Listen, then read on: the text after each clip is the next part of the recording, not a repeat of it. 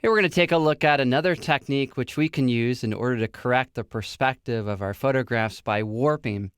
And this tool that we're going to be using kind of has a funny name. It's called Puppet Warp.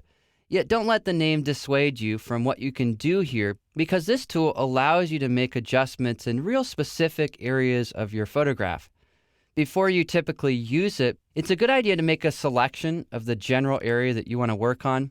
In this case, I'm going to go ahead and make a selection of this part of the image because I noticed that this photograph of my friend Travis, I used a wide-angle lens, and so his arm, it's just sticking up a little bit too much on the left side of the picture. So here, we'll copy this selection to a new layer.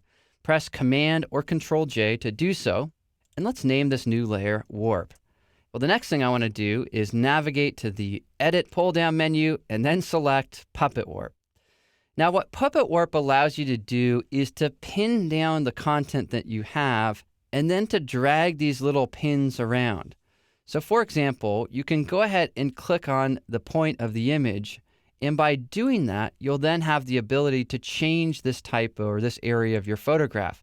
So you want to go ahead and lock down a few different areas of your picture. Sometimes you're going to click right on an area, other times you'll click outside of it. Next, you can go back to one of these pins and you can click and drag. And by doing that, you can see how I'm modifying the glove. Let me exaggerate something here for a second though. As I drag this down, his glove took on a strange shape. Why is that? Well, that's because this point here anchored that. So I would need to bring that in and those two kind of work together. Well, let's say that we have a point that we want to remove or undo. Hold down Option or Alt, then you can click on that point in order to get rid of it. And again, that's Option on a Mac or Alt on Windows. You can also click on this Reset button if you want to reset your picture. Well, here what I want to do is I want to set a little pin here, and I just want to subtly bring this down a bit. And then I'll also bring this point in, and then set another one up in the sky to bring that in as well, and then bring down the elbow. Again, I'm just looking to try to bring this down a little bit in the photograph. We could also bring the face or the head up just a little bit and pull that a little bit more forward too. So you can see here by having these different pins, you can then subtly bring around the content. You can really see where this tool gets its name from, the Puppet Warp, because it allows you to modify things almost like you're pulling on the pixels with strings to change the overall position. Well, after having made some changes or adjustments, all you need to do is to press Enter or Return in order to apply those. Now with this image here, I noticed that the arm looks good, but I don't really like what I did in the other areas. Well, no big deal. Just hold down Option on a Mac, Alt on Windows, and click on the Add Layer Mask icon. Next, you can grab your brush tool, and if you paint with white, you can start to paint in the new adjustment.